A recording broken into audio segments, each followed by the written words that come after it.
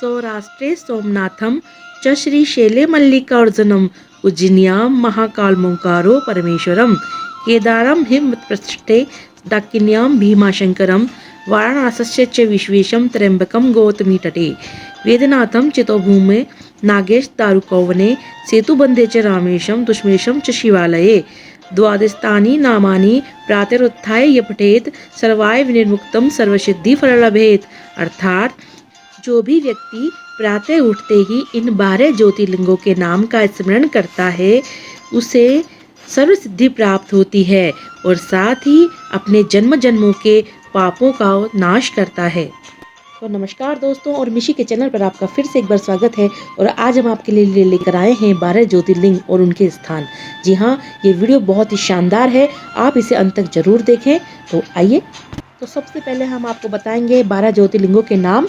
तो प्रथम है सोमनाथ ज्योतिर्लिंग, दूसरा मल्लिकार्जुन ज्योतिर्लिंग, तीसरा महाकालेश्वरम ज्योतिर्लिंग, चौथा ओमकारेश्वरम ज्योतिर्लिंग, पांचवा केदारनाथ ज्योतिर्लिंग, छठा भीमाशंकर ज्योतिर्लिंग, सातवां काशी विश्वनाथ ज्योतिर्लिंग, आठवां त्र्यंबकेश्वर ज्योतिर्लिंग, नौवां वेदनाथ ज्योतिर्लिंग, 10वां नागेश्वरम ज्योतिर्लिंग, 11वां रामेश्वरम ज्योतिर्लिंग और 12वां घृष्णेश्वर मंदिर ज्योतिर्लिंग।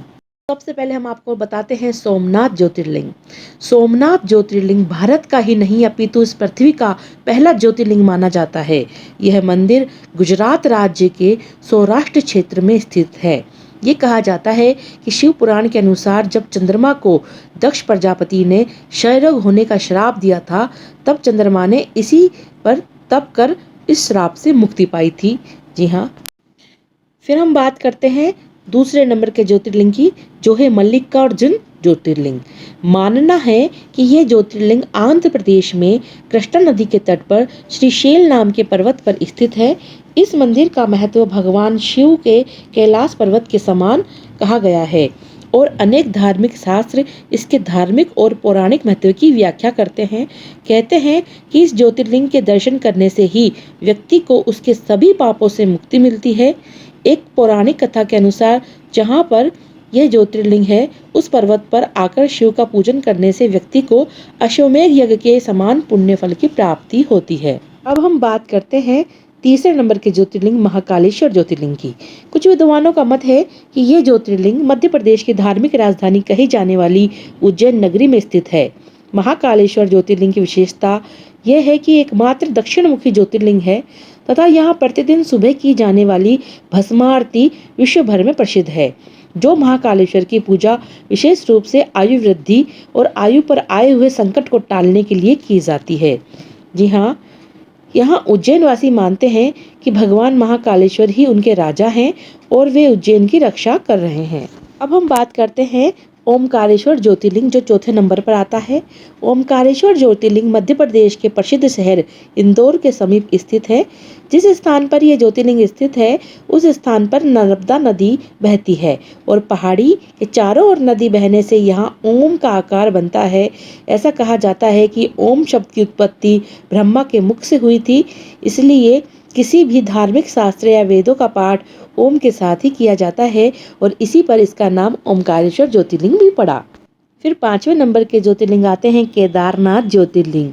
ऐसा मानना है कि केदारनाथ स्थित ज्योतिर्लिंग की भगवान शिव के 12 प्रमुख ज्योतिर्लिंगों में ही आते हैं, जो यह उत्तराखंड में स्थित है तथा बाबा केदारनाथ का मंदिर बद्रीनाथ के मार्ग में स्थित है और केदारनाथ समुद्र तल से 3584 मीटर की ऊंचाई पर स्थित है। केदारनाथ का वर्णन स्कंद पुराण एवं शिव पुराण में भी मिलता है, जो यह तीर्थ भगवान शिव को अत्यंत प्रिय है। फिर हम बात करते हैं छठे नंबर के ज्योतिर्लिंग भीमाशंकर की।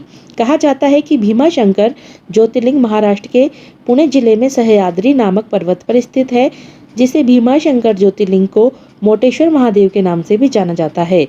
एवं इस मंदिर के विषय में यह मान्यता है कि जो भक्त श्रद्धा से इस मंदिर के प्रतिदिन सुबह सूर्य निकलने के बाद दर्शन करता है, उसके 7 जन्म के पाप दूर हो जाते हैं तथा उसके लिए स्वर्ग के द्वार खुल जाते हैं।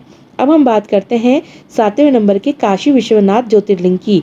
माना जाता है कि विश्वनाथ ज्योतिर्लिंग भारत के 12 ज्योतिर्लिंगों में से एक है, जो यह उत्तर प्रदेश के काशी नामक स्थान पर स्थित है। काशी सभी धर्म स्थलों में सबसे अधिक महत्व रखती है, इसलिए सभी धर्म स्थलों में काशी का अत्यधिक महत्व कहा गया है। इस स्थान की मान्यता है कि प्रलय आने पर भी ये स्थान बना रहेगा। फिर आते हैं 8वें नंबर के त्र्यंबकेश्वर ज्योतिर्लिंग।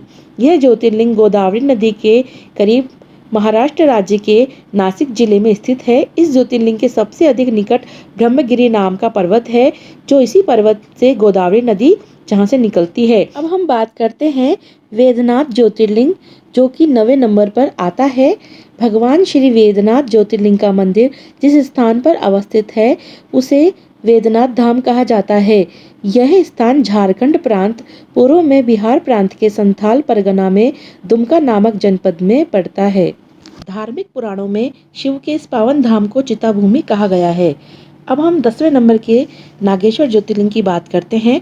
नागेश्वर ज्योतिर्लिंग गुजरात के बड़ौदा क्षेत्र में गोमती द्वारका के करीब स्थित है। धार्मिक पुराणों में भगवान शिव को नागों का देवता बताया गया है और नागेश्वर का अर्थ होता है नागों का ईश्वर। द्वारिकापुरी से नागेश्वर ज्योतिर्लिंग की दूरी 17 मील की है। अब हम आपसे 11वें ज्योतिर्लिंग रामेश्वरम ज्योतिर्लिंग की बात करते हैं। भगवान शिव का ये 11वां ज्योतिर्लिंग तमिलनाडु के रामनाथ नामक स्थान में स्थित है। रामेश्वर तीर्थ को ही सेतुबंध तीर्थ भी कहा जाता है। मान्यता है कि इस ज्योतिर्लिंग की स्थापना स्वयं भगवान श्री राम ने की थी। भगवान श्री राम द्वारा स्थापित किए जाने के कारण इस ज्योतिर्लिंग को भगवान राम का नाम रामेश्वरम दिया गया। अब हम 12वें ज्योतिर्लिंग की बात करते हैं, जो महाराष्ट्र में स्थित है। घुश्मेश्वर ज्योतिर्लिंग महाराष्ट्र के संभाजी नगर के समीप दौलताबाग के पास स्थित है। भगवान शिव के 12 ज्योतिर्लिंगों में यह अंतिम ज्योतिर्लिंग है। इस स्थान को शिवालय भी कहा जाता है। पुराणों के अनुसार पृथ्वी पर मुख्य रूप से 12 ज्योतिर्लिंग है, जो सबके सब भारत में ही स्थित है। जो प्रतिदिन प्रातःकाल उठकर इन 12 ज्योतिर्लिंग के नाम और कथा का पाठ अथवा श्रवण करता है, वह सब पापों से मुक्त होकर संपूर्ण सिद्धियों का फल प्राप्त कर लेता है और यह शंभु कहलाते हैं। इसी प्रकार से यह 12 ज्योतिर्लिंग है, जिनके स्थान और जिनके विवरण मैंने प्रस्तुत किए। दोस्तों, ऐसा कहा जाता है कि इन 12 ज्योतिर्लिंगों के जीवन काल में दर्शन करने से इंसान दोबारा गर्भ में नहीं आता है तथा उसे मोक्ष की प्राप्ति हो जाती है। दोस्तों, हम आपके लिए इसी तरह के नए धार्मिक वीडियो आगे भी लाते रहेंगे। अगर आप मेरे चैनल पर नए हैं तो आप मेरे चैनल को सब्सक्राइब करना ना भूलें। साथ के साथ बेल आइकन बटन ज़रूर दबाएं, जिससे आपको आने वाले नए वीडियो का नोटिफिकेशन भी मिलता रहेगा। वीडियो को ज़्यादा से ज़्यादा लाइक करें, शेयर करें। धन्यवाद। राधे राधे। ओम नमः शिवाय।